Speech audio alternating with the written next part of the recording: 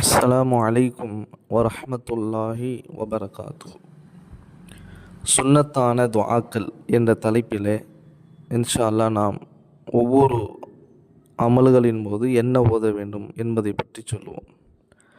தூங்கும்போது, எந்திரிக்கும்போது, உடை உடுத்தும் பொழுது, வீட்டுக்கு போகும்போது, வீட்டை விட்டு வெளியே, இதே போல் ஏராளமான துஆக்கள் இருக்குது. இப்பொழுது நாம் பார்க்க போகிறது தூங்கும்போது நாம் ஓத வேண்டிய துஆக்கள். பொதுவாக ஒரு துஆ மட்டும்தான் நமக்கு தெரியும். ஆனால் 12 துஆக்கள் இருக்கின்றது. தூங்கும்போது மட்டும் ஓத வேண்டிய துஆக்கள். எல்லா துஆக்களையும் ஓத முடியவில்லை என்றாலும் அவைகளை தெரிந்து கொள்வது, வாழ்க்கையில் ஒரு முறையாவது அமல் செய்வது இருக்குதே, அந்த ஹதீஸின் பிரகாரம் அமல் செய்த மக்களாக நாம் ஆகிவிடலாம்.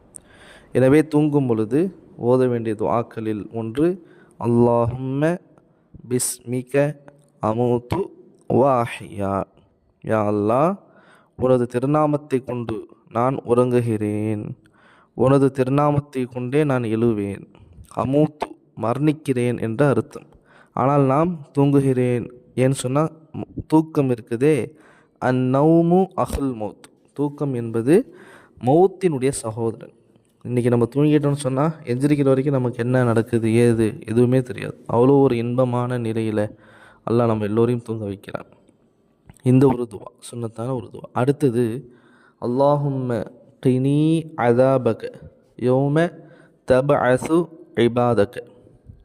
யா அல்லாஹ், உன் அடியார்களை கபறுகளிலிருந்து எழுப்பும் நாளில் உன் வேதனையை விட்டும் என்னை பாதுகாப்பாயாக என்ற இந்த துவா.